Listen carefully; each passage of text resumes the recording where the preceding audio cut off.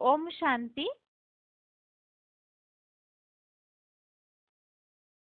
भगवत गीता श्लोक क्लास में आज 8 प्रश्नों के उत्तर का टॉपिक है और जिसमें हम 5वें प्रश्न के उत्तर को समझ रहे हैं।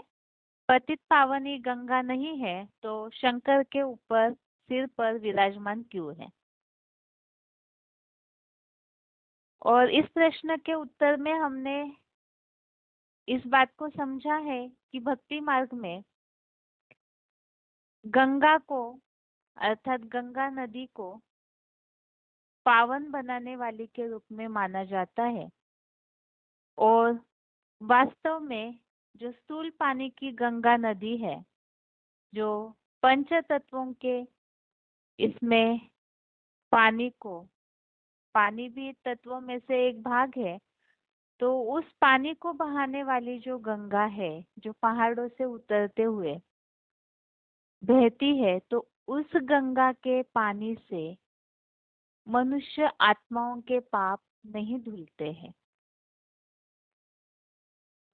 और वो किस तरह से, इसे समझने के लिए ही हमने अभी तक के क्लासेस में पतित अर्थात क्या, अर्थात पापी, और पाप किसे कहा जाता है, तो भगवत गीता के श्लोकों के अनुसार काम क्रोध आदि विकारों को ही पाप कहा गया है। विशेषतः काम और देहभान के कारण ये विकार उत्पन्न होते हैं और इन विकारों की शुरुआत मन बुद्धि रूपी आत्मा से होती है और वो शरीर के द्वारा, क्योंकि आत्मा और शरीर एक दूसरे से पूरक है।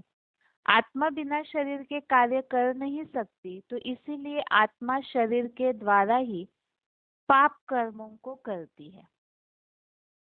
तो शरीर पर लेपछेप नहीं चढ़ता है, क्योंकि कहते समय तो पाप आत्मा, पुण्य आत्मा, महान आत्मा, दुरात्मा कहते हैं। इससे स्पष्ट है कि आत्मा पर ही पापों का लेपछेप चढ़ता है और जो आत्मा भगवत गीता के श्लोकों के अनुसार अति सूक्ष्म है, जिस पर 5 तत्वों के पानी का असर नहीं होता है। भगवत गीता के दूसरे अध्याय के श्लोकों में जिस बात का उल्लेख आया है कि उसे शस्त्र काट नहीं सकते, अग्नि जिसे जला नहीं सकती है और पानी जिसे भिगो नहीं सकता है, तो फिर ये मन बुद्धि रूपी आत्मा इतनी सूक्ष्म है, तो उसे स्थूल पानी की जो गंगा नदी है पापों को कैसे धो सकती है। अब भक्ति मार्ग में अनजाने में गलत फहमी से साधु संत सन्यासियों ने इस बात को बता करके जितने भी भक्ति मार्गीय लोग हैं उन्हें इस अंधश्रद्धा में लेकर के जाने लगे। वास्तव में इस मान्यता का अर्थ हमने श्लोकों के अनुसार ही समझा कि आत्मा ही पतित पापी बनती है, तो आत्मा को ही पावन भी बनना है और आत्मा पतित बनती है तो उसके कारण स्वभाव संस्कार भी पतित बनते हैं और आत्मा अगर सुधर जाती है, पावन बनती है, तो उसके सुधरने के आधार से शरीर के भी परिवर्तन हो सकते हैं, जिसके लिए हमने समझा आत्मा का सुधार जरूरी है। और वो सुधार कैसे हो सकता है, इस बात का उत्तर जानने से ही किस तरह से आत्मा पावन बनती है ये भी समझ में आएगा। तो भगवत गीता के श्लोकों के अनुसार ये बात स्पष्ट होती है कि वास्तव में आत्मा सूक्ष्म है तो उसे सूक्ष्म जल से ही धोना पड़े, और वो सूक्ष्म जल अर्थात ज्ञान, क्योंकि विकारों की शुरुआत होती है अज्ञानता से, बेसमझी से, देहभान से। स्वस्थिति का, स्वयं का अर्थात आत्मा का परिचय न होने के कारण ही देहभान में आए, मैं देह हूँ, ये समझने के कारण विकारों की शुरुआत हो जाती है और विकारों की शुरुआत से अति पहुंचने के कारण आत्माएं सभी पापी बनते हैं। माना कि शरीर के द्वारा ही पाप होते हैं, लेकिन इसे भी हमने स्पष्ट समझा कि शरीर जल जाता है तो उसके पाप तो भस्म होने चाहिए। जब मृत्यु के बाद शरीर सभी के जलाए जाते हैं, तो अगला जन्म जब उन्हें मिलता है तो अच्छा ही मिलना चाहिए। लेकिन आज दुनिया में देखने में आता है, सभी ही, कोई अमीर घरों में जन्म लेते हैं, कोई जरूरी नहीं, कोई गरीब घर में, कोई अंधे लूले लंगड़े, कोई कमियों के साथ, कोई पूरी तरह से स्वस्थ शरीरों के साथ जन्म लेते। तो ये जो अंतर है सभी के जन्म लेने में, तो इसका कारण यही है क्योंकि आत्मा ही अगला शरीर धारण करती है, तो अपने संस्कारों को लेकर जाती है। भगवत गीता के 15वें अध्याय में जो श्लोक हमने समझे कि संस्कारों को आत्मा ले जाती है अगले जन्म में, और उसी संस्कारों के अनुसार ही अगला जन्म भी मिलता है। इस आधार से शरीर तो केवल कर्म करने के लिए साधन मात्र है, लेकिन आत्मा ही शरीर के द्वारा विषय भोगों का सेवन करती है, सारे सुखों को भोग करके पापी भी बनती है। तो इसी के कारण आत्मा का सुधार जरूरी है, और वो सुधार स्थूल पानी से हो नहीं सकता, ज्ञान की ही आवश्यकता है। अब वो ज्ञान आता कहाँ से है? कोई भी साधु संत सन्यासी जो स्वयं को पावन बनाने में लगे हुए हैं, आज की दुनिया के जितने भी देहधारी मनुष्य है, जिन्होंने देह धारण किया है, तो सभी ही कहीं ना कहीं सूक्ष्म रूप से पाप तो करते ही करते हैं। तो इसीलिए ही जो स्वयं पापी है, खुद को पुण्यात्मा या पावन बनाने में प्रयासरत है, तो वो आत्माएं ना ही पावन पने का ज्ञान दे सकते हैं, ना किसी को पावन बना सकते हैं। तो इसीलिए भक्ति मार्ग में तो पावन बनाने के रूप में, पतित पावन के रूप में भगवान का ही गायन है। तो वो किस तरह से पावन बनाते हैं, इसका उत्तर ही भगवान का एक ही ऐसा ज्ञान है, ज्ञानाग्नि दग्ध कर्मानम, अर्थात ज्ञान के द्वारा ही सारे जो भी विकर्म है वो कर्म दग्ध हो जाते हैं, अर्थात नाश हो जाते हैं। तो ज्ञान के द्वारा ही पापों को भस्म तो किया जा सकता है, लेकिन पूरी तरह से पावन बनने के लिए ज्ञान अग्नि के साथ योग अग्नि जुड़ी हुई है, क्योंकि ज्ञान तो साधन है, और जितना जितना ज्ञान अर्थात पहचान समझ होती जाती है, तो उतना ही आत्मा के संकल्पों में शुद्धि आती है, और उतना ही वो भगवान को पहचान करके यथार्थ रीति से जब भगवान से अपना बुद्धि का योग जोड़ती है, तो संग के रंग के आधार से आत्माएं उस भगवान से शक्ति लेकर के आत्माएं अपने को पावन बनाते हैं। तो इसीलिए पतित पावन के रूप में वास्तव में भगवान ही सभी को ज्ञान और योग अग्नि के द्वारा पावन बनाते हैं। तो फिर गंगा का जो गायन है वो किस कारण से है कि गंगा पतित पावनी है? तो इसका ये उत्तर है कि जब भगवान इस सृष्टि पर आते हैं कलयुग के अंत में, अर्थात पुरुषोत्तम संगम युग में, तो उस समय जितने भी पुरुषार्थी आत्माएं हैं जो भगवान के ज्ञान को सुनते हैं, अपने जीवन में परिवर्तन के लिए धारण करते हैं, तो उन सभी में ही एक गंगा अर्थात ऐसी कोई चैतन्य हस्ती है, कोई व्यक्तित्व है पुरुषार्थी, जो भगवान के ज्ञान को धारण करके सबसे ज्यादा सर्विस करने के निमित्त बनती है। अर्थात भगवान के ज्ञान को ईश्वरीय सेवा के माध्यम से सभी तक पहुंचाने का कार्य करती है, और भगवान के ज्ञान से ही सभी पावन बनते हैं। तो ईश्वर बाप का परिचय देकर के सभी को ईश्वर तक पहुंचाना, ये भी सबसे बड़ा ईश्वरीय कार्य है। और उस कार्य में गंगा ऐसी चैतन्य आत्मा है, कोई कोई ऐसी कन्या है, क्योंकि परम पिता इस सृष्टि पर आते हैं तो ज्ञान तो देते हैं, लेकिन उसमें से भी कोई ऐसी कन्या है जो सबसे ज्यादा अव्वल नंबर में ऊंचा पार्ट बजाती है इस ज्ञान को प्रचार करने में। तो उस ज्ञान के द्वारा ही पावन बना जाता है। तो भगवान से ज्ञान लेकर के गंगा इस तरह से दुनिया को परिवर्तन करने के लिए सर्विस करती है। तो इसीलिए ही वास्तव में स्थूल पानी की गंगा जो है वो पावन बनाने वाली नहीं, बल्कि चैतन्य कोई ऐसी गंगा है जो इस तरह से पावन बनाने के कार्य में, ईश्वरीय कार्य में मददगार बनती है। तो जो बच्चे भगवान बाप का दुकान अच्छे से चलाते हैं, ईश्वरीय सेवा रूपी दुकान, तो सर्विसेबल बच्चे जो है उन्हें भगवान स्वयं याद करते हैं, और याद करते हैं तो प्यार के कारण उन्हें सिर पर चढ़ा लेते हैं। तो इसीलिए गंगा को सबसे ज्यादा सर्विसेबल होने के कारण शंकर महादेव, जो परम पिता का इस सृष्टि पर एक व्यापी प्रैक्टिकल स्वरूप है, तो वो हस्ती सिर पर चढ़ा लेती है, अर्थात सबसे ऊंचे स्थान पर उन्हें रखते हैं। एक व्यापी स्वरूप में हमने इस प्रश्न के उत्तर को तो स्पष्ट समझा है कि शिव शंकर को मिला दिया जाता है। तो वास्तव में निराकार परम पिता शिव वो इस सृष्टि के परिवर्तन को कैसे करेंगे? तो साकार माध्यम का आधार लेना पड़ता है, और वो साकार माध्यम है शंकर महादेव, जिसे हमने कई सारे प्रमाणों के साथ समझा है।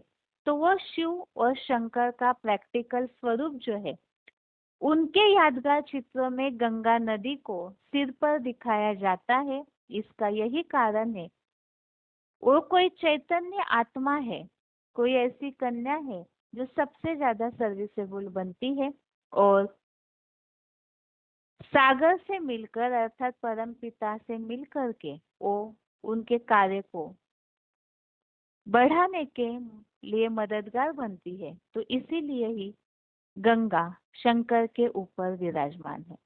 इसके साथ ही मुरलियों में बहुत सारे उल्लेखों के साथ आज की इस टॉपिक को आगे समझते हैं।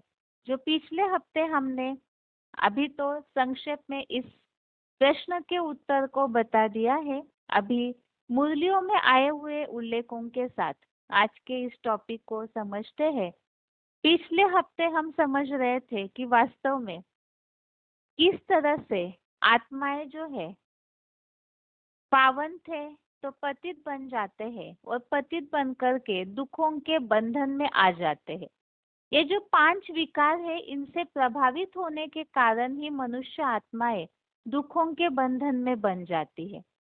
टॉपिक इस तरह से हम समझ रहे थे, वास्तव में पतित और पावन पने की जो परिभाषा है वो आज के दुनिया वालों को पता ही नहीं है। तो पतित अर्थात ही पापी और असुर बनना, और पुण्यात्मा पावन अर्थात ही देवताएं। इसके लिए हमने अध्याय 9 का श्लोक नंबर 20-21 जो समझा है, जिसमें इस बात को स्पष्ट किया हुआ है कि यज्ञ सेवा से पुण्य जब बढ़ जाते हैं तो ऐसी आत्मा है देवताओं के सुरेंद्र लोक के दिव्य भोगों को भोगते हैं, अर्थात स्वर्गीय सुखों को भोगते हैं। और उसके बाद स्वर्ग में 2500 वर्ष तक सुखों को भोगने के कारण जो हल्के रूप से उनकी शक्ति आत्मा की क्षीण होती है, तो पुण्य जो है क्षीण होने पर 2500 साल के बाद यही देवताएं मनुष्य बन जाते हैं और पतित बनना शुरू होता है। तो पतित बनना, नरक में आना अर्थात क्या, इसे हमने समझा था त्रिविधम नरकस्येदम द्वारम नाशनम आत्मनः काम क्रोध तथा लोभ तस्मात् एतत् त्रयम् त्यजेत्। इस श्लोक में स्पष्ट किया है काम क्रोध लोभ ये आत्मा के नाशक नारकीय 3 द्वार है, और ये तीनों ही त्याज्य है, इन्हें त्यागना चाहिए। तो इससे हमने स्पष्ट समझा कि इन विकारों के कारण ही जो देवताएं थे वो मनुष्य, और मनुष्य ही अति के विकारों को भोगते भोगते असुर, राक्षस, पतित बन जाते हैं। विकारी बनना अर्थात ही नरक, नर जो करे सो नरक। और इस कलयुगी दुनिया को ही नरक कहा है, क्योंकि सभी विकारों के देह भान के सुखों को भोगते हैं। तो पतित अर्थात ही आज की दुनिया ही सभी पतित है, विकारी है, नरक में है। तो पावन बनना है अर्थात देवता बनना है। तो स्थूल पानी की जो गंगा नदी है वो इस तरह से किसी को भी मात्र स्नान करने से या एक डुबकी लगाने से किसी को देवता नहीं बनाती है। वास्तव में रहस्य यही है कि भगवान के ज्ञान के द्वारा ही ये परिवर्तन संभव है, क्योंकि अज्ञानता के कारण ही पतित बने तो ज्ञान के द्वारा ही पावन बनेंगे। द्वापर युग से जब अज्ञानता आई, देवताएं इस बात को भूल गए कि हम देवता थे और अभी हम विकारी बन गए हैं। अपने स्वस्थिति में आत्मा हो, इस मुख्य ज्ञान के पॉइंट को भूलने के कारण ही देवताएं पतित बन जाते हैं, रावण राज्य में आ जाते हैं और उनका देहभान के कारण ही रोना शुरू हो जाता है। तो इसीलिए ही पावन बनना अर्थात ही पूज्य, देवताएं जो थे पावन है अर्थात पूज्य है, उन्हें किसी की बैठकर भक्ति पूजा करने की आवश्यकता नहीं होती है। और पतित अर्थात ही पुजारी, तो देवताएं ही जब असुर बन जाते हैं, मनुष्य बन जाते हैं, तो पतित है और पुजारी बनकर के पूजा करते रहते। इसीलिए इस बात का उल्लेख आता है, हम सो हम, अर्थात हम ही पूज्य थे और हम ही पुजारी भी बनते हैं। तो इसीलिए ही पतित बनना अर्थात ही भक्ति करने लगते हैं, पूजा करने लगते हैं। पावन है तो श्रेष्ठाचारी है, पतित है तो भ्रष्टाचारी है, और भ्रष्ट है विकारों के कारण सब इंद्रियों में चंचलता आती है। तो पतित अर्थात ही वास्तव में नरक में है। तो इसीलिए ही पतित बने हैं अर्थात काले, और पावन बनते हैं तो गोरे बन जाते हैं। जैसे बताया, काम चिता पर बैठे हैं तो काले हैं और ज्ञान चिता पर बैठते हैं तो गोरे बन जाते हैं। तो इसी के लिए हमने पिछले हफ्ते के क्लास में इस बात को समझा था, अज्ञानता के कारण काले बने हैं, तो ये जो जंक है ये उतारने की ही मेहनत है।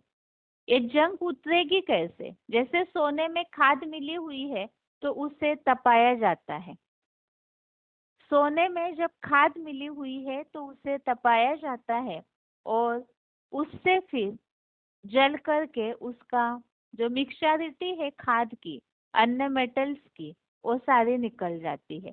तो इसी तरह से आत्मा को भी अगर पावन बनाना है तो योग अग्नि में, क्योंकि काम अग्नि में जल करके काले बने तो योग अग्नि में जल करके गोरे बन जाएंगे। ज्ञान चिता पर बैठने से गोरे कैसे बनते हैं? चिता में क्या होती है? अग्नि। योग अग्नि, ज्ञान अग्नि है, योग अग्नि है।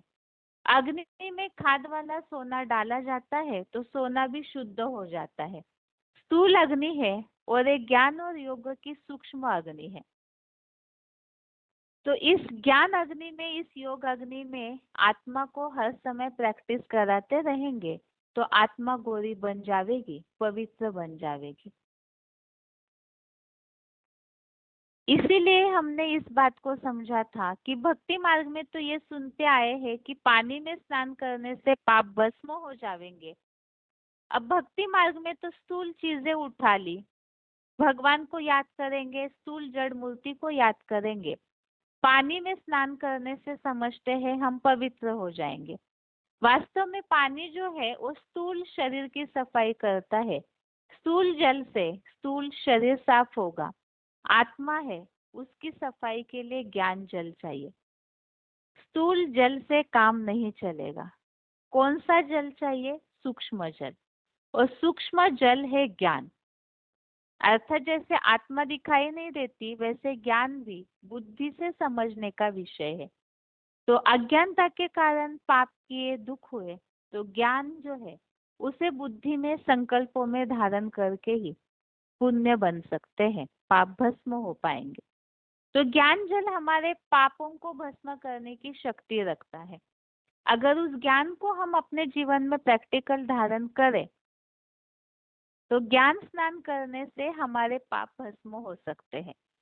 परंतु पानी से तो पावन नहीं बन सकते। अगर ऐसे होता तो पतित पावन बाप को याद क्यों करते हैं? ज्ञान जल धारण करने से जो अज्ञानता वाले संकल्प है वो खत्म हो सकते हैं, लेकिन आत्मा को पावन बनाने के लिए याद की भी आवश्यकता है। पानी से ही अगर पवित्र बन जाते तो दुनिया पवित्र बन गई होती, लेकिन द्वापर से फिर कलयुग नहीं आता, पाप युग। तो इसका मतलब पानी के स्नान करने से नीचे गिरे या ऊपर उठे? नीचे गिरे। पतित पावन बाप को याद क्यों करते हो? जरूर पतित पावन बाप ही आकर हमको ज्ञान सुनाकर पतित से पावन बनाते हैं। और इसी के लिए ही ज्ञान से किस तरह परिवर्तन होता है, इस बात के लिए अध्याय 5 का श्लोक नंबर 17 हमने समझा, जिसमें इस बात का, इस शब्द का उल्लेख है, ज्ञान निर्धूत कल्मषा, अर्थात ज्ञान से धुले पापों वाले। अब यहाँ जैसे हमने समझा कि वास्तव में ज्ञान से पाप कैसे धुलेंगे। ज्ञान जो है वो अज्ञानता को हटा सकता है, लेकिन इस ज्ञान की अग्नि से ही योग की अग्नि प्रज्वलित होती है। जितना जितना ज्ञान अर्थात पहचान होगी, तो ज्ञान के आधार से ही भगवान की याद, और भगवान की याद से ही संग का रंग चढ़ता है, और उससे ही हम पावन बनते हैं। तो इसीलिए ही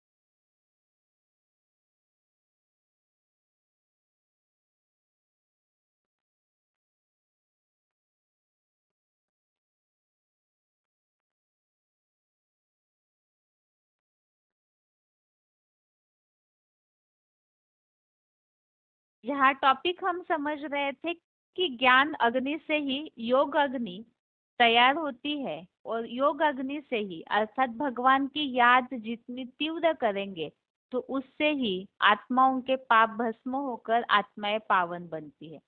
जैसे अभी हमने समझा कि सोने को जितना जलाएंगे आग में, तीव्र अग्नि में, तो उतना ही उसमें से जो खाद है, कचरा है, वो निकल जाता है।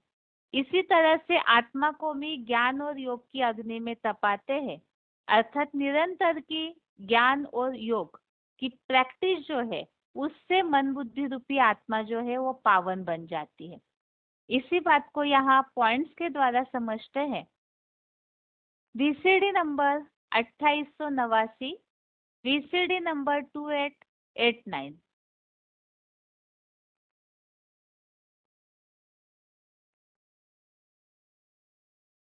84 जन्मों का जो थोड़ा थोड़ा ये आकर के आत्मा में दूसरी दूसरी आत्माओं की, जो आत्माएं परम धाम से उतरती रहती है ना, ज्यादा ज्यादा तादाद में, उनके संग के रंग की जंग पकड़ती है। जंग पड़ी है तो जंग जो है वो धीरे धीरे थोड़ी थोड़ी करके समाप्त होती है, कि एकदम समाप्त हो जाती है। जंग जो आत्मा में पड़ी है वो एक साथ समाप्त होगी, खत्म होगी, या थोड़ी थोड़ी करके।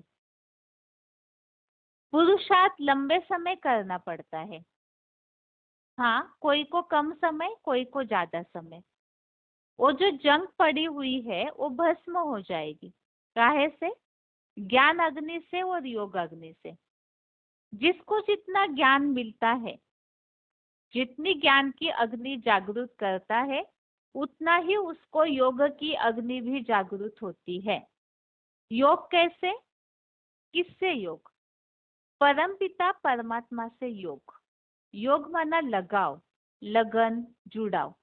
तो मन बुद्धि का योग उन्हीं का ज्यादा लगता है, जिन्होंने जितना ज्यादा ज्ञान गहराई से उठाया है।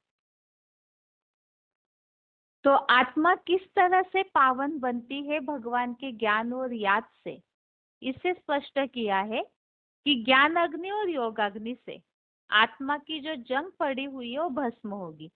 ज्ञान की अग्नि जागृत करती है, उतना ही योग की अग्नि जागृत होगी। और योग अर्थात ही भगवान से लगन, लगाव, जुड़ाव, स्नेह। तो मन बुद्धि का योग उन्हीं का ज्यादा लगता है, जिन्होंने ज्यादा ज्ञान की गहराई, ज्ञान को गहराई से उठाया है। तो इसी के लिए यहाँ किस तरह से ज्ञान और योग से पाप भस्म होते हैं, वो बात यहाँ बताई है। अध्याय 4 का श्लोक नंबर 37। चौथे अध्याय का श्लोक नंबर 37। यथे धांसी समिद्धो अग्नि भस्मसात कुरुतेर्जुन ज्ञानाग्नि सर्व कर्माणि भस्मसात कुरुते तथा। अर्थात द्वैतवादी युग से काम क्रोधादि विकारों की होली में जलाई हुई अग्नि जिस रीति ईंधन को जलाकर राख कर देती है, वैसे ही अखुट ज्ञान योगाग्नि के भंडारी अर्थात शिव बाबा की ज्ञानाग्नि सब प्रकार के पाप कर्मों को भस्म करती है। तो यहाँ बताया कि भगवान की पहचान से ज्ञान, और जितनी ज्ञान की अग्नि तीव्र तो पापों को भस्म करती है। अध्याय 4 का श्लोक नंबर 19 है, यस्य सर्वे समारंभा काम संकल्प वर्जिता ज्ञानाग्नि दग्ध कर्मानम तमाहु पंडितम बुधा। तो इसमें बताया है कि बुद्धिमान लोग ज्ञानाग्नि से कर्म जलाने वाला पंडित कहते हैं, अर्थात जो जिनके सब कार्य काम विकार के संकल्प से रहित है, क्योंकि काम विकार से ही पाप बनता है, अब उससे ही जो रोकने में समर्थ है, तो उन्हें बुद्धिमान लोग ज्ञानाग्नि से अपने पाप कर्मों को जलाने वाला पंडित कहते हैं। तो यहाँ भी ज्ञान के अग्नि से ही पाप भस्म होते हैं, इस बात का उल्लेख है।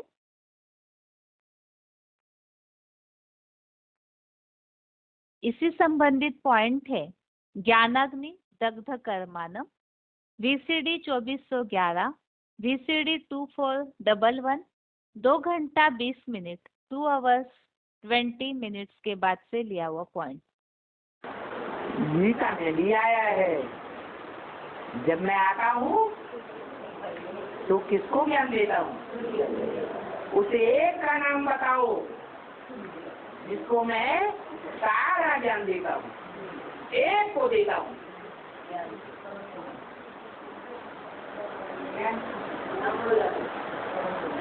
सूर्य को ज्ञान देता हूँ, उसका टाइटल है सूर्य का।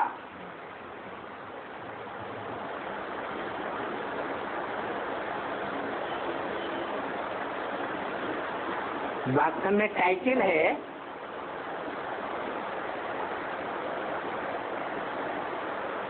या असलियत है?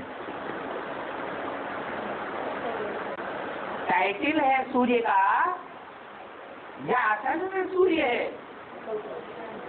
है? जोर से नहीं बोलते। असल में सूर्य है। अरे असल पहले हुआ या टाइटल धारी पहले हुआ?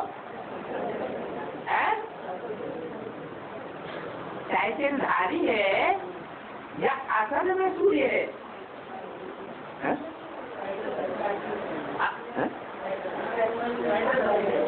टाइटल धारी है। कैसे?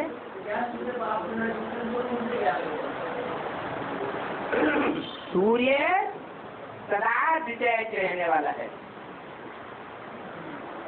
असल सूर्य कौन है? जो सदा डिटैच रहने वाला है, कभी अटैचमेंट में नहीं आता, कोई के अटैचमेंट में नहीं आता।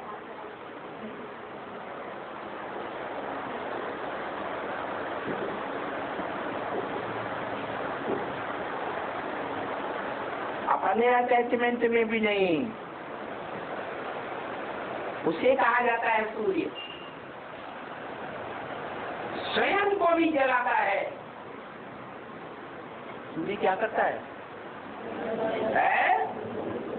स्वयं को भी तकाता है और सारी दुनिया को जलाए के भस्म कर देता।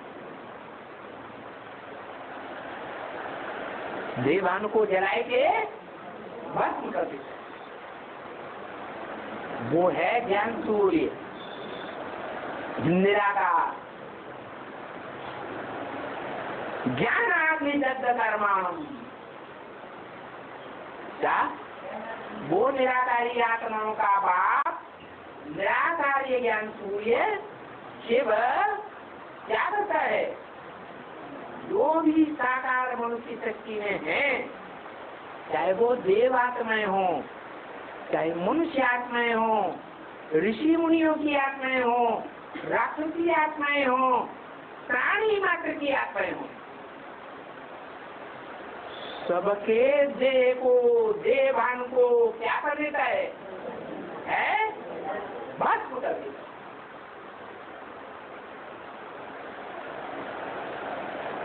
ऐसे भस्म करता है ज्ञान अग्नि से। इसलिए गीता में लिखा ज्ञानाग्नि दग्ध कर्म। जो ईश्वरीय ज्ञान है वो ज्ञान अग्नि है।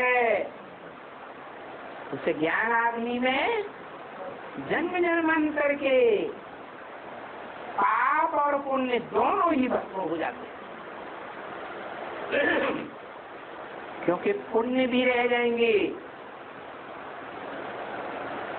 तो भी जन्म लेना पड़ेगा,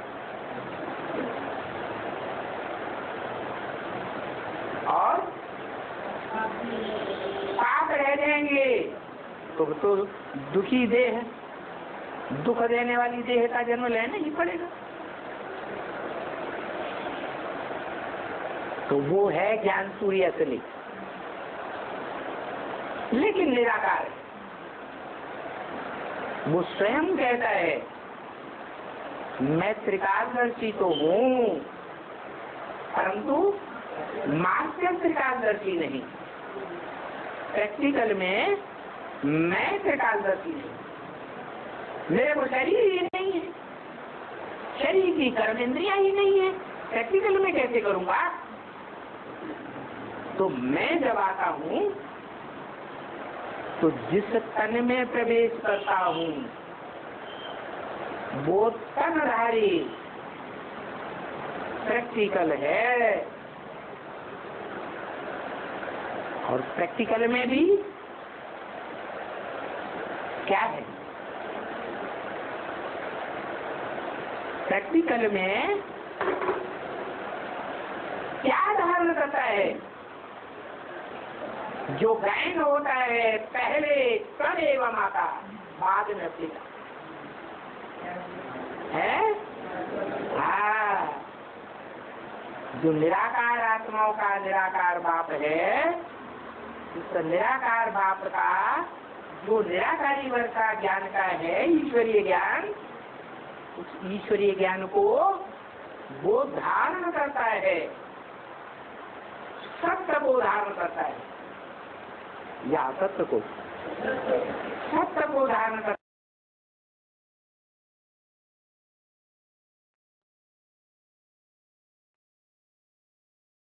तो यहाँ टॉपिक हम समझ रहे हैं, ज्ञान अग्नि से ही योग अग्नि अर्थात भगवान की याद से ही पावन बनते हैं।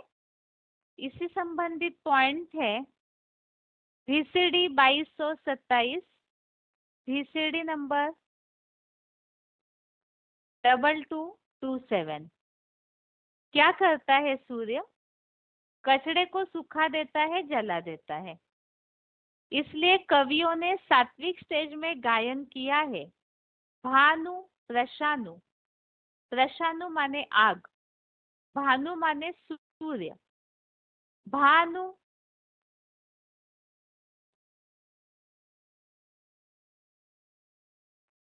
कृषानु सब रस खाई, सब प्रकार के रस चाहे कितने भी बदबू वाले हो, तीन को मंद कहत कोई नहीं। इनको इतना कचरा खा जाते हैं, सुखा देते हैं दुनिया का। इनको कोई भी मंद बुद्धि नहीं कहता, नीच कहता है कोई। आज भी भारतवर्ष में यज्ञ कुंड में अग्नि जलाते हैं, सब कुछ स्वाहा करते हैं ना। तो स्थूल अग्नि की बात नहीं है, ये तो ज्ञान अग्नि और योग अग्नि की बात है। इसमें अपने देह भान को क्या करना है? जला के खाक कर देना है। उन खाक हुई आत्माएं जो देह भान को खाक कर देती है, उस यज्ञ कुंड की खाक को भी बहुत श्रेष्ठ समझते हैं, बहुत मान देते हैं। तो बताओ भगवान ने कौन सा युद्ध कराया? माया का युद्ध कराया। 5 विकारों को ही माया कहा जाता है। तो यहाँ ये बताया है कि अग्नि जो है किस तरह से कचड़े को भस्म करती है। तो ऐसे ही ज्ञान और योग की निरंतर प्रैक्टिस, यही अग्नि, ये भी पाप को भस्म करने वाली है। तो यहाँ 5 विकार ही वास्तव में कचड़ा है। आगे अगला पॉइंट है VCD 3489, VCD नंबर 3489। जो भट्टी में, याद की भट्टी में, ज्ञान योग की भट्टी में अग्नि जलती है ना, ज्ञान अग्नि योग अग्नि कहा जाता है ना, उसमें अच्छी तरह से नहीं पकते हैं तो फिर ऐसे तो माया सबको पकड़ती है ना कुछ ना कुछ। तो ज्ञान योग के द्वारा ही पाप भस्म होते हैं, इसी बात को यहाँ स्पष्ट किया जा रहा है। जो भगवत गीता का श्लोक है, 4थे अध्याय का 10वां अध्याय 4 का श्लोक नंबर 10 है। वीत राग भय क्रोधा मनमया मामुपाश्रिता बहवो ज्ञान तपसा पूता मद्भाव मागतः। वीत राग भय क्रोधा मनमया मामुपाश्रिता बहवो ज्ञान तपसा पूता मद्भाव मागतः। राग भय क्रोध रहित मेरे में ध्यान मग्न, मेरे पूरे ही आश्रित बहुत लाखों लोगों ने ज्ञान योग रूपी तपस्या से पवित्र बन मेरे भाव को पाया है। तो यहाँ बताया है कि ज्ञान योग की तपस्या से ही पवित्र बना जाता है। तो भगवत गीता में ये बात स्पष्ट की है, पावन कैसे बनेंगे? तो ज्ञान योग की तपस्या से। पवित्र बनना अर्थात ही पावन बनना, और पतित अर्थात विकारी। तो ज्ञान योग की तपस्या, तपस्या अर्थात वही है निरंतर की अग्नि, और इस अग्नि से ही पावन बना जाता है। अगला पॉइंट है इसी संबंधित, योग अग्नि तीखी काहे से होती है? VCD number 2919, VCD number 2919, 38 minute 38 minutes के बाद से लिया हुआ पॉइंट। हाँ, कि तुम्हारे पहले कर्म श्रेष्ठ थे और धारणाएं भी तुम्हारी श्रेष्ठ थी, दिव्य गुणों की धारणाएं थी, हैं? हाँ, देवताओं की, दिव्य माने देवताई धारणाएं थी कि लेवताई सुख लेने की आदत थी या देने की आदत थी? है? सुख देने की आदत थी, और तुम अभी क्या करते हो? सुख खींच खींच के लेना चाहते हो। है? कोई नहीं देता है तो क्या करते हो? है? कम से कम कुछ नहीं तो वाचा से बुरा भला बोल देंगे, और उसको टेंशन बढ़ जाए, दुखी हो जाए, करेंगे कि नहीं? नहीं करते? हाँ, अच्छा वाचा से नहीं तो कम से कम वाइब्रेशन से लड़ाई लड़ना शुरू कर देंगे, करते हैं कि नहीं? अरे वाइब्रेशन की लड़ाई तो जितनी सूक्ष्म लड़ाई उतनी ज्यादा और पावरफुल लड़ाई हो जाती है। तो बताया न वाइब्रेशन की लड़ाई में जाना है, इसलिए गीता में लिखा हुआ न किंचित अपि चिंतये। संपूर्ण योगी कौन है? कुछ भी चिंता न करे। क्या उसके साथ कुछ भी बुरा होता रहे, कोई बुरा करे या कोई अच्छा करे, है दुखदाई काम करे, अरे उसको दुख देने का काम करे या सुख देने का काम करे, कुछ भी चिंतन न करे, तो उसको कहेंगे संपूर्ण योगी। और संपूर्ण योगी बनेगा तो योगाग्नि तीखी हो गई, 100% वो योगाग्नि तीखी हुई ना। काहे से? योगाग्नि तीखी काहे से होती है? ज्ञान अग्नि से है। ज्ञान को जल भी कहा जाता है, और जल बॉइल्ड वाटर भी बन जाता है, नहीं?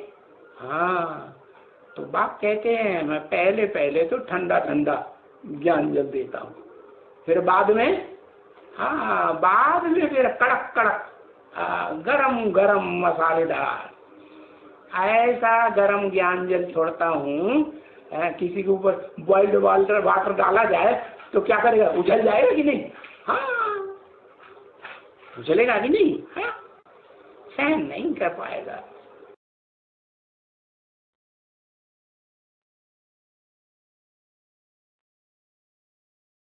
आगे है VCD नंबर 3542, VCD नंबर 3542।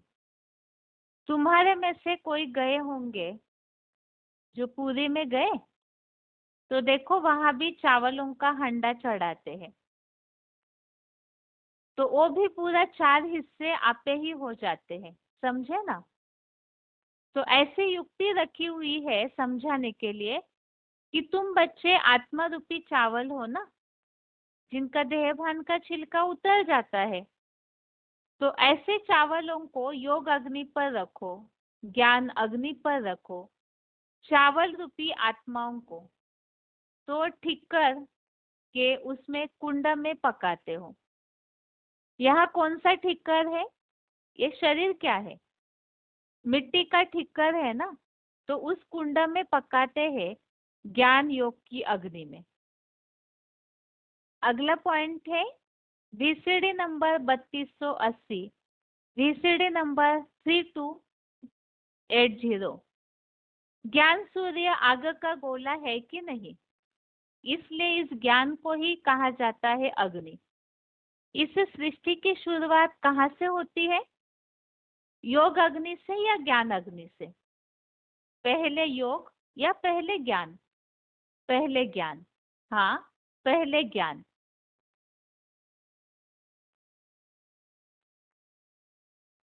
अगला पॉइंट है वार्तालाप नंबर 465, डिस्कशन नंबर 465। भक्ति मार्ग में तो ऐसे ही आर्टिफिशियल बनाते रहते हैं, बना दी और लगा दी शास्त्रों के ऊपर कि शास्त्रों में ऐसा है, ये बात ऐसी है। नहीं तो कंपिल में द्रौपदी कुंड बना हुआ है, तो क्या अग्नि कुंड था क्या?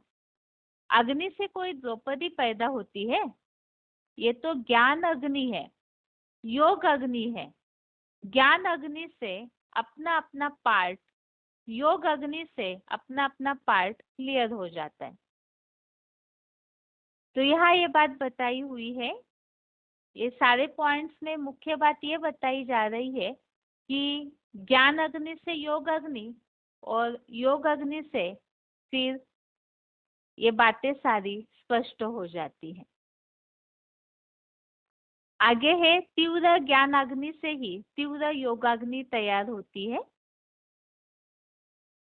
ये VCD नंबर है 2820, VCD नंबर 2820, 34 मिनट 34 मिनट्स के बाद से लिया हुआ पॉइंट। गोल्डन एज कब बनता है? जब सब पारस बुद्धि बन जाते हैं। तो अभी तो पत्थर बुद्धि है ना, आयरन एज में है। कब? जब सात की आत्मा लोहे के मिसल काली बन गई है। लोहा ज्यादा कड़क होता है या सोना ज्यादा कड़क होता है? मुलायम कौन सा होता है? जल्दी मोल्ड कौन हो जाता है? लोहा। हाँ, सोना मोल्ड हो जाता है। सोनी तीव्र अग्नि में डालते हैं तो मोल्ड होता है। ये है योगाग्नि, ज्ञानाग्नि। तीव्र ज्ञानाग्नि जब सूर्य फेंकता है इस सृष्टि की आत्मा प्राणियों के ऊपर है, तो ज्ञान की तीव्र रोशनी से बुद्धि में बैठता है क्या कि किसके साथ योग लगाना है, और उस योगेश्वर को पहचानते हैं तो फिर मोल्ड होते हैं। क्या क्या बन जाते हैं? लोहे से सोना बन जाते हैं, सोने जैसा मोल्ड होने वाले बन जाते हैं। लेकिन कैसे? योगाग्नि से। तीव्र योगाग्नि होगी, निरंतर लगातार योगाग्नि प्रज्वलित होगी तो क्या होगा? सोना सच्चा बनेगा उसमें से सारी खाद लोहे की पड़ी हो, कलयुग में, द्वापर में तांबे की खाद पड़ी हो, त्रेता में चांदी जैसी आत्माएं ढेर की ढेर उतरती हो उनकी पड़ी हो, या सतयुग में कुछ कम कला वाली आत्माएं सोने जैसी उतरी हो, उनका संग का रंग लगा हो, वो सारा संग का रंग तब उतरता है जब निरंतर तीव्र अग्नि में, योगाग्नि में पकते। हाँ, नहीं तो ऐसे नहीं। जैसे कहते हैं सवेरे को मंदिर में गए, झांझ बजाया, मंजीरा बजाया, कीर्तन किया, शाम को गए कीर्तन किया, या जैसे मुसलमान लोग हैं 5 बार नमाज पढ़ लेते हैं, समझ लेते हैं बस हो गया काम। ऐसे नहीं, लगातार निरंतर धूनी लगी रहे। जैसे वो कोई साधु होते हैं ना, जंगल में रहते हैं एकांत में, और रात दिन धूनी जमाए रहते हैं आग की। क्यों? कोई जानवर आकर के आक्रमण न कर दें, तो ये माया रावण रूपी जानवर है, ये घड़ी घड़ी आक्रमण। लगातार योगाग्नि में रहेंगे, ज्ञान अग्नि प्रज्वलित रहेगी, तो कोई का आक्रमण वो दूर से ही भाग जाएंगे।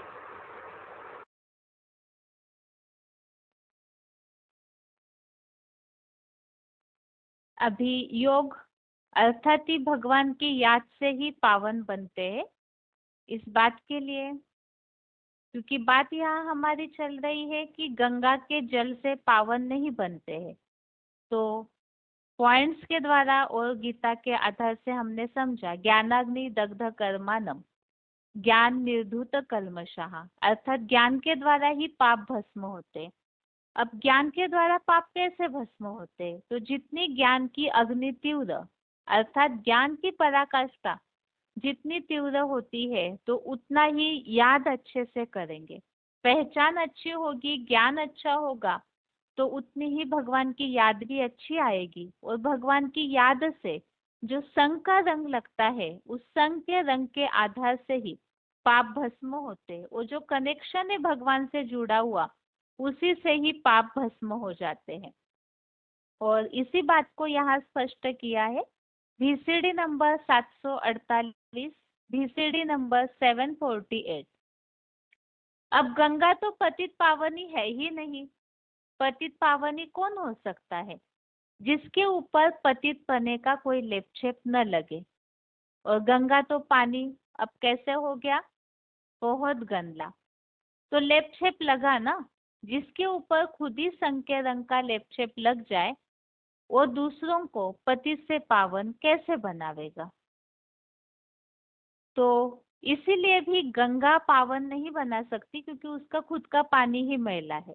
तो पावन भगवान बनाते हैं, और कैसे? तो यहाँ बताया, जिस पर खुद पतित पने का कोई लेपछेप नहीं लगता है, तो वो भगवान ही औरों को भगवान की याद से ही और पावन बन सकते। बाकी जो गंगा खुद मैली होती है, तो वो औरों के पापों को कैसे धुलेगी फिर? अभी यहाँ ही ज्ञान के द्वारा, योग की अग्नि के द्वारा ही पाप भस्म होते हैं। इस बात को यहाँ कुछ श्लोकों के द्वारा भी समझते हैं। अध्याय 6 का श्लोक नंबर 45, प्रयत्नात् यत् मानस्तु योगी संशुद्ध किल्बिषः अनेक जन्म संसिद्धः ततो याति पराम गतिम। अर्थात प्रयत्न पूर्वक योगाभ्यासी योगी संपूर्ण पाप के धुल जाने पर अनेक जन्मों में संपूर्ण सिद्ध हुआ, बाद में परम गति को पाता है। तो यहाँ भी योग अभ्यास के द्वारा पाप धुल जाने की बात आई हुई है। ऐसे ही अध्याय 9 का श्लोक नंबर 30, अपि चेत सुदुराचारो भजते माम अनन्य भाग साधुरेव स मंतव्यः सम्यक व्यवस्थितो हि सः। अर्थात यदि कोई अजामिल जैसा अत्यंत दुराचारी भी अव्यभिचारी भाव से मुझे याद करता है, वह सत्पुरुष ही मानने योग्य है, क्योंकि वह समुचित निश्चयवान है। इसी तरह से अध्याय 9 का 31, क्षिप्रम भवति धर्मात्मा शाश्वत शांति निगच्छति कौन्तेय प्रतिजानीहि न मे भक्तः प्रणश्यति। अर्थात दृढ़ निश्चयी जल्दी ही धर्मात्मा बन जाता है, शाश्वत शांति पा लेता है। तो यहाँ कैसा भी कोई दुराचारी पापी क्यों न हो, वो भगवान को अगर अव्यभिचारी भाव से याद करता है तो सत्पुरुष बन जाता है, धर्मात्मा बन जाता है। और 9 का श्लोक नंबर 32, माम ही पार्थ व्यपाश्रित्य एयपि स्यु पापयोनयः श्रेयो वैश्याः तथा शूद्राः ते अपि यान्ति पराम गतिम्। अर्थात जो भी स्त्री, वैश्या तथा शूद्र जैसी पापियोनिया हो, वे भी मेरा आश्रय लेकर परम गति को पाते हैं। तो यहाँ आश्रय लेना अर्थात ही भगवान को पहचान कर भगवान को याद करना, एक भगवान के सहारे जीना, तो उनको भी प्राप्ति होती है। तो इन सभी में ही जो पतितपना है, जो आत्माएं खराब हो चुकी है, तो अपने याद के योगाग्नि के द्वारा पापों को भस्म करते हैं।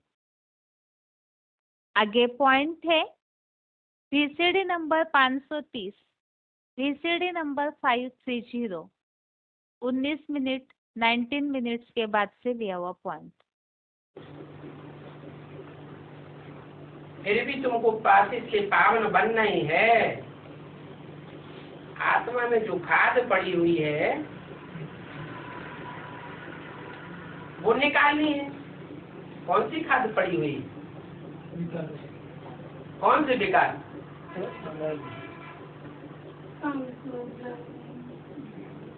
कौन सी युग से खाद पड़ना शुरू होती है? पेटा में चांदी की खाद नहीं पड़ती, माने संग के रंग की खाद पड़ती है। सतयुग की आदि से ही कम कला वाली आत्माएं उतरना शुरू हो जाती है और उनके संग के रंग की खाद हम बच्चों को लगती जाती है।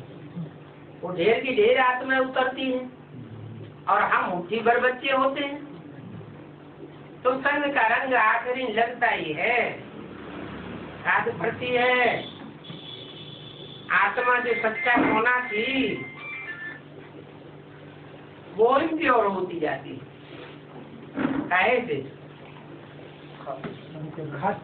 रंग का रंग लगने से। तो फिर प्योर कैसे बनेगा?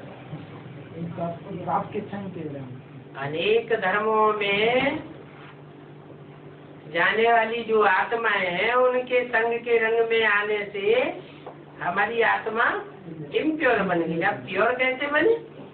एक बाप के संग। अब तो ऐसे के संग से।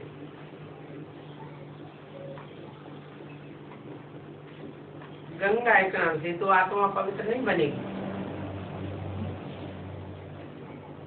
क्यों? गंगा पतित पावनी गाई हुई है। भक्ति मार्ग में गंगा को पतित पावनी मानते हैं। वो तो स्नान करने जाते हैं, स्थूल रूप में स्नान करते हैं तो समझते हैं आत्मा पवित्र बन जाएगी। अब गंगा स्नान से तो नहीं बनेगी।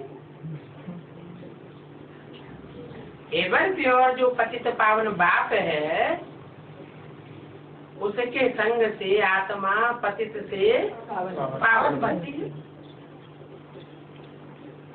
वो एवर प्योर है। गंगा भी पवित्र होती है लेकिन एवर प्योर नहीं है। परमात्मा का एवर प्योर है। उनको ही आना पड़ता है पतितों को पावन बनाने के लिए। गंगा पतितों को पावन नहीं बना सकती। क्यों?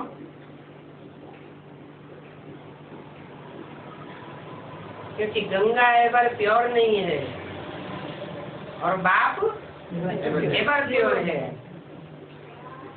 इसका प्रूफ क्या है?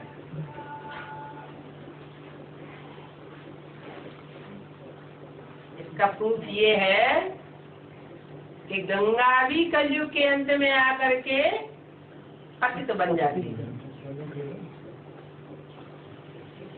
स्थूल गंगा है जिसके पानी में कभी पहले कीड़े नहीं पड़ते थे, अब उस पानी में भी कीड़े पड़ने लगे। कितने कारखानों का कचरा उसमें गिरता है, तो गंगा भी दूषित हो जाती है। माना जो भी आत्माएं हैं मनुष्य मात्र की, वो सब संग के रंग में आने से पतित बनती है। इसलिए उनको एवर प्योर नहीं कह सकते हैं। एवर प्योर वो एक है जिसके संग के रंग में आने से पतित आत्माएं भी पावन बन जाती हैं, और वो परमपिता परमात्मा अपवित्र नहीं बनता। संग के रंग में वो भी आता है। ज्ञान गंगाएं भी संग के रंग में आती है, गंगाएं पतित बन जाती है, और परमात्मा बाप पतित नहीं बनता। इसलिए उसको एवर प्योर कहा जाता है। तो उस बाप को ही आना पड़ता है। बाप कहते हैं अब माँ में कम याद करो तो तुम पतित से पावन बन जाओगे।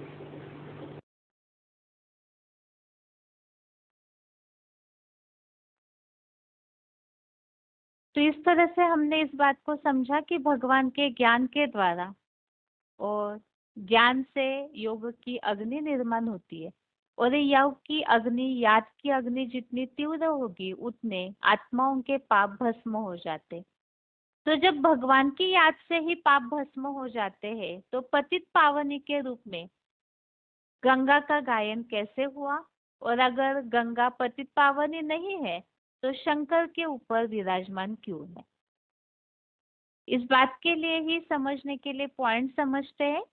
VCD number 416, VCD number 416। Ganga का कनेक्शन है शंकर की जटाओं से। शंकर और गंगा, गंगाधर कहा जाता है, किसको धारण किया? गंगा को धारण किया। एक है सूक्ष्म गंगा, ज्ञान गंगा, और एक होती है उस ज्ञान गंगा को प्रैक्टिकल रूप में, प्रैक्टिकल जीवन में धारण करने वाली कोई चैतन्य गंगा।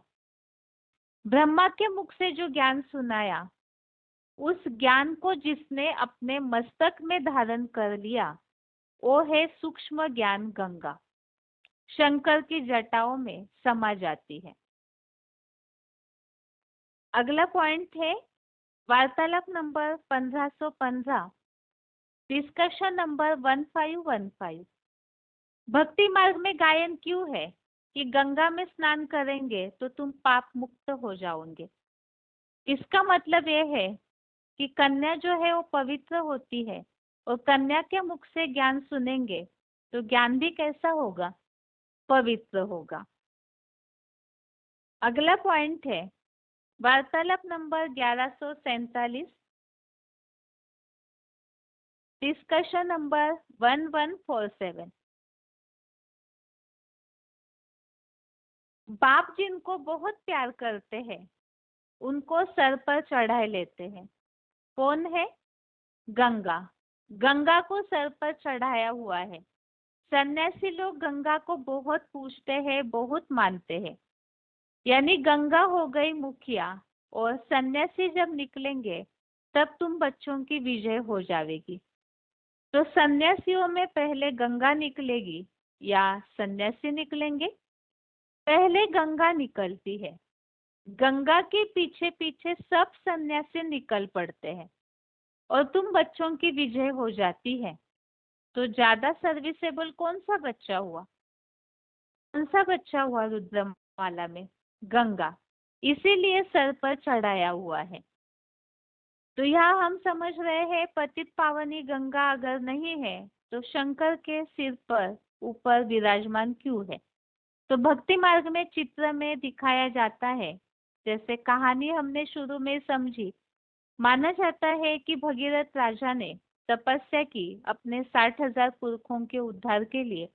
तो गंगा स्वर्ग से धरती पर तो आई, लेकिन आने के पहले इसका फोर्स इतना ज्यादा था कि वो शंकर की जटाओं में समा जाती है और बाद में फिर धरती के कल्याण के लिए फिर से तपस्या करके उसे धरती पर उतारा जाता है।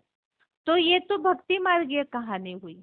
यहाँ इस बात को ज्ञान के आधार से समझाया है कि गंगा को शंकर के मस्तक पर दिखाया जाता है और वो गंगाधर भी कहे जाते हैं।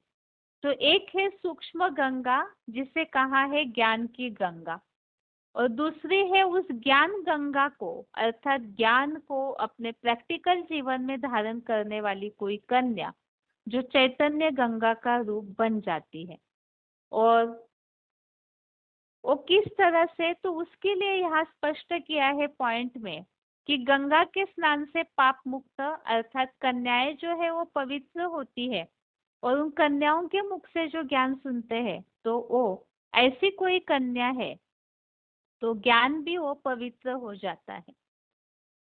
तो जिनको बाबा बहुत प्यार करते हैं, जैसे गंगा को सिर पर चढ़ाया हुआ है, महादेव के मस्तक पर दिखाया जाता है, तो वो ऐसी गंगा के रूप में कोई चैतन्य पाठधारी है जो सबसे ज्यादा सर्विस करती है ईश्वरीय ज्ञान को धारण करके। ओ जैसे ही गंगा निकलती है तो गंगा के पीछे पीछे सभी सन्यासी भी निकल पड़ते हैं।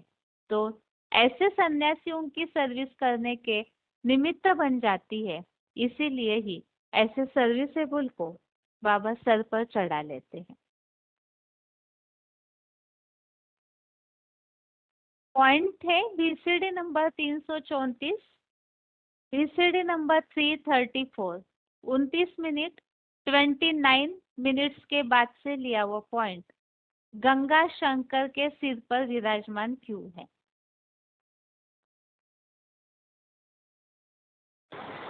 अब तुम पतित बन पड़े, तन से भी पतित बन पड़े और मन से भी पतित बन पड़े। अब फिर से पावन बनो। क्या पावन बनने के लिए गंगा स्नान करना है?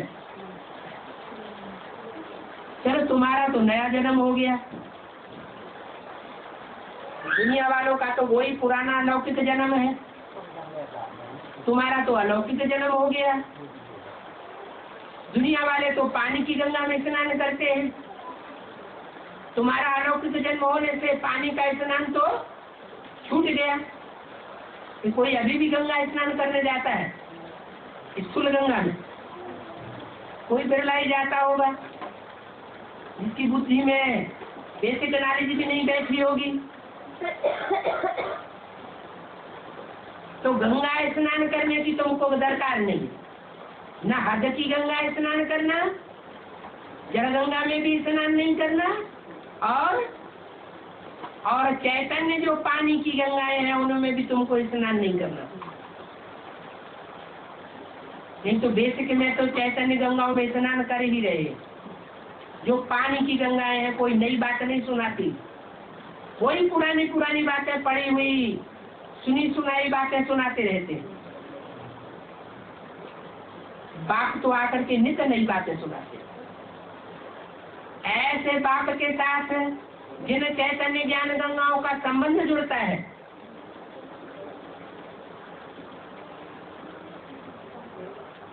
वो पानी की गंगा नहीं रहती, वो भी नई नई बातें सुनाती रहती है, नया नया मंथन सामने आता रहता है, बाप के कार्य में सहयोगी बनती है। तो बाप प्यार से ऐसे संसेवल बच्चों को सर पर चढ़ाई लेते। इसलिए कोई देवता देखा है चित्र में जिसके सर पर कोई कन्या का चित्र रखा हो? शंकर के सर पर गंगा का चित्र दिखाया जाता है कन्या के रूप में। तो सर पर चढ़ाने की बात नहीं है प्रैक्टिकल में, ये तो एक मुहावरा है, इसको सर पर चढ़ाए रखा है। कोई बाप होता है, बच्चों को ज्यादा प्यार करता है तो प्यार में आकर सर पर चढ़ा लेता है। ऐसे ये बेहद का बाप है, बेहद के बाप की जो बेहद सर्विस में लग जाती है, बाप उनको नंबरवार पुरुषार्थ संसार सर पर चढ़ाए लेता है।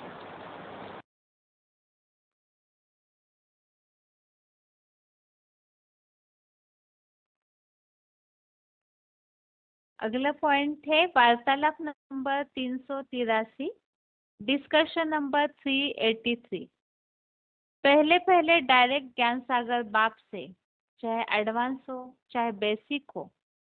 बेसिक में तो वास्तव में ज्ञान होता ही नहीं, एडवांस में पहले पहले पवित्र कन्या के रूप में अगर कोई ज्ञान लेने वाली होती है तो गंगा होती है। जगदम्बा तो उस समय 8-9 साल की 10 साल की छोटी बच्ची होती है। छोटे बच्चे की बुद्धि में ज्ञान बैठेगा?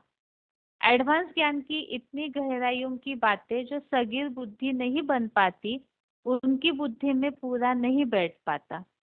तो गंगा ने जिस गहराई से ज्ञान दिया पवित्र पने की बुद्धि में, उतना ज्ञान एडवांस पार्टी में सात्विक स्टेज में और किसी ने नहीं लिया।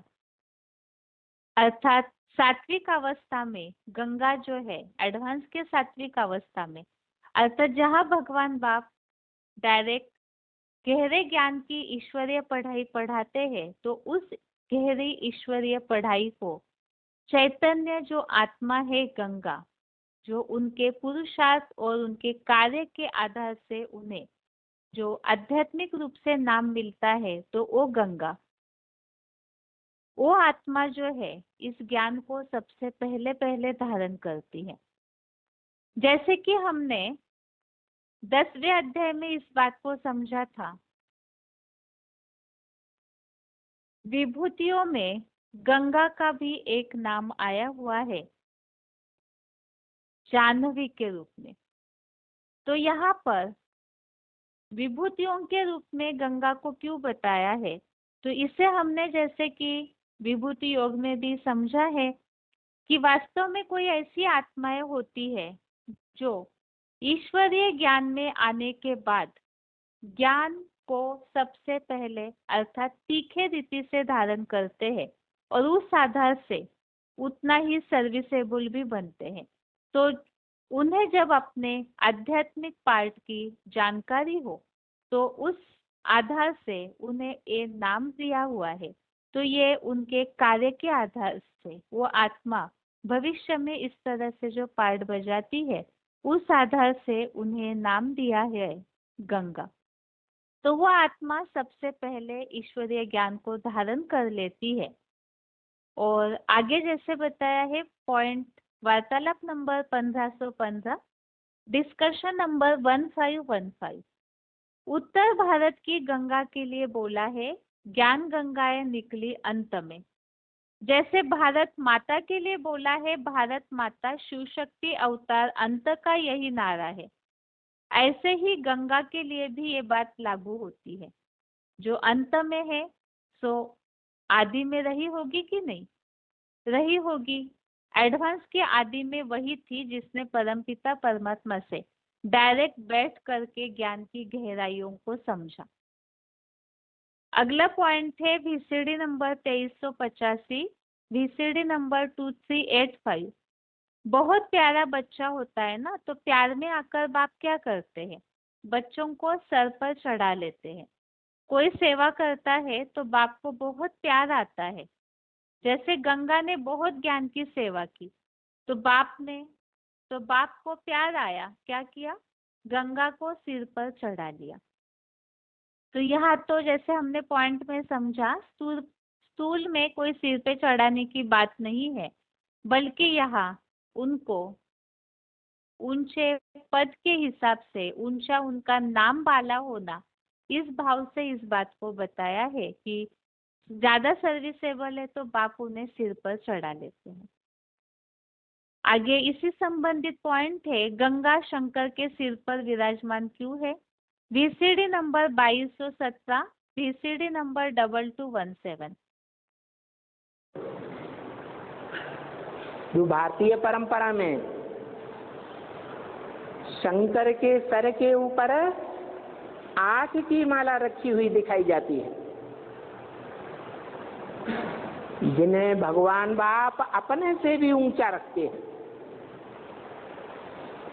कोई बच्चा बहुत प्यारा होता है, उसमें बहुत माता पिता की आस होती है, तो प्यार में आकर के सर पे चढ़ा लेते हैं। जैसे दिखाते हैं गंगा सर पर चढ़ गई, और नदियों को नहीं दिखाया। क्यों? और नदियां जो चैतन्य रूप में नदियां बनती हैं, उन नदियों के काम के आधार पर नाम भी पड़ते हैं। उन नदियों को इतना भगवान ने प्रेफरेंस नहीं दिया। क्यों? गंगा को बहुत प्रेफरेंस दे दिया। क्यों?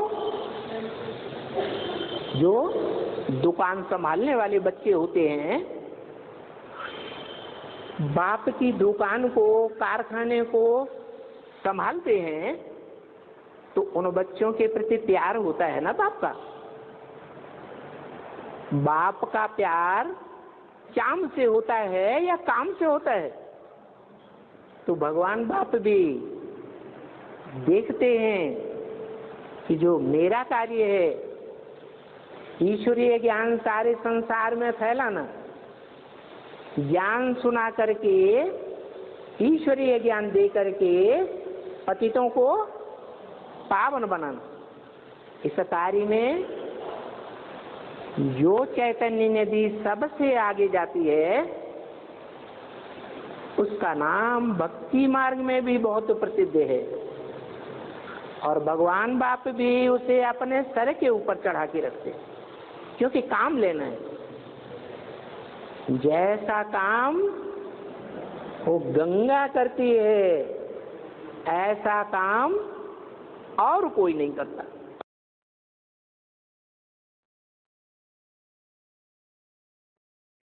तो इस तरह से आज के क्लास में हमने इस प्रश्न के उत्तर को पॉइंट्स के साथ समझा है कि किस तरह से ये 5वें प्रश्न का जो उत्तर है, पतित पावनी गंगा नहीं है तो शंकर के ऊपर विराजमान क्यों है।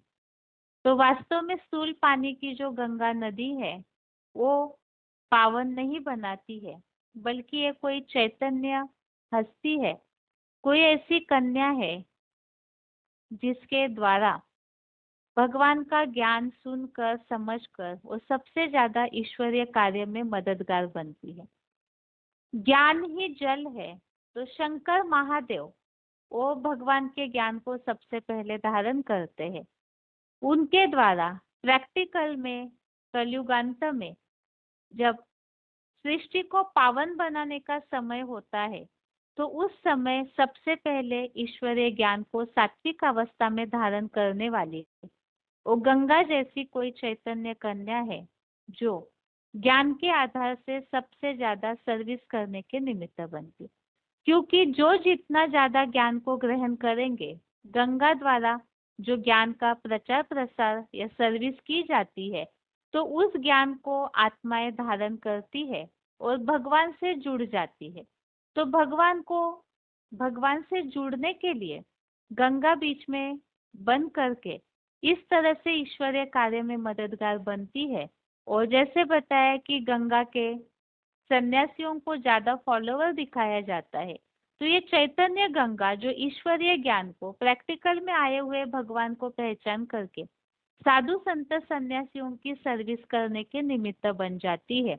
तो इसीलिए बताया हुआ है, ऐसी सर्विस के कारण ही उन्हें सिर पर दिखाया जाता है और उनके द्वारा ही आत्माओं को बाप का परिचय मिलता है। तो इस आधार से ये आध्यात्मिक रहस्य है कि इसीलिए ही वो चैतन्य गंगा नदी जो स्थूल गंगा नदी का वास्तव में प्रतीक है, स्थूल पानी जो जल को बहाने वाली नदी है, वो वास्तव में पावन नहीं बनाती। तो यहाँ गंगा के ज्ञान द्वारा पवित्र कन्या है, तो ज्ञान भी उनके द्वारा पवित्र ही निकलेगा और उस द्वारा वो भगवान से जोड़ती है, जो भगवान से मनुष्य आत्माएं पावन बनने लगती है। तो इसीलिए ये मान्यता चली कि गंगा वास्तव में पतित पावनी के रूप में भक्ति मार्ग में स्थूल गंगा को मान लिया गया। तो ये इसका आध्यात्मिक रहस्य है। और एक 5वें प्रश्न का उत्तर तो आज के क्लास में पूरा हुआ है। बाकी इस संबंधित कुछ पॉइंट्स बाकी है जहां मुरलियों में और वार्तालाप में प्रश्नों के द्वारा इस बात को पूछा गया है और कई मुरलियों में शिव बाबा ने स्पष्ट किया है। तो वो सारे जो पॉइंट्स है उसे हम अगले हफ्ते के क्लास में समझेंगे। बाकी इसके अलावा अभी तक हमने 5 प्रश्नों के उत्तर को समझा है। शुरू में ही जैसे बताया था गीता का भगवान, ये तो काफी लंबे समय तक हमने इस प्रश्न को समझा भी था, तो इसीलिए अभी रिपीट करके लिया नहीं। इसके अलावा भगवान सर्वव्यापी नहीं है तो एक व्यापी कहाँ है, आत्मा सो परमात्मा का गायन किसका है, और इसके अलावा शिव शंकर अगर अलग अलग है तो एक कैसे हो गए, ये 3 प्रश्न। इसके अलावा गंगा का ये जो 5वां प्रश्न है और गीता का भगवान चौथा। तो ये सारे प्रश्नों के उत्तर हम समझे हैं। और इसके अलावा बेसिक कोर्स में काफी सारे चित्रों को हमने समझा है, श्लोकों के आधार से किस तरह से समझाना है। तो ये सारे कोर्सेस को आप सभी रेडी करते रहिएगा, क्योंकि यहाँ से कोर्स सुनाना और 5 प्रश्नों के उत्तर का लंबा टॉपिक हम कई समय से करते आ रहे हैं, लेकिन सभी का रिटर्न में सुनना नहीं हो पाया है। तो इसीलिए आगे के क्लासेस में, जैसे कि हम मंगलवार को 8 प्रश्नों के उत्तर का टॉपिक अथवा बेसिक कोर्स ले रहे थे, तो अभी आगे से मंगलवार के क्लास में भी बेसिक कोर्स संबंधित ही टेस्ट होगी। जिनका भी कोर्स सुनाना बाकी है वो अपनी तैयारी के साथ कोर्स को बताइए। और इसके अलावा बुधवार को भी इसी टॉपिक संबंधित ही टेस्ट रहेगी। तो जिनके भी कोर्स सुनाना बाकी है और 8 प्रश्नों के उत्तर के टॉपिक बताना बाकी है, संक्षेप के साथ इन सबको रेडी कीजिए ताकि सभी को ही बोलने का अवसर मिले और साथ में प्रैक्टिस भी हो। तो अगले हफ्ते से अभी सिर्फ यहाँ क्लिप्स बाकी है इस प्रश्न के, तो उसे अगले हफ्ते आधा क्लास चला करके उसके बाद क्लास में ही टेस्ट शुरू की जाएगी। तो इसके लिए अपनी तैयारी अवश्य करें। बाकी आज के लिए इस 5वें प्रश्न के उत्तर के समाप्ति के साथ साथ ही गीता क्लास भी आज के लिए यहाँ ही पूरा करते हैं। ओम शांति।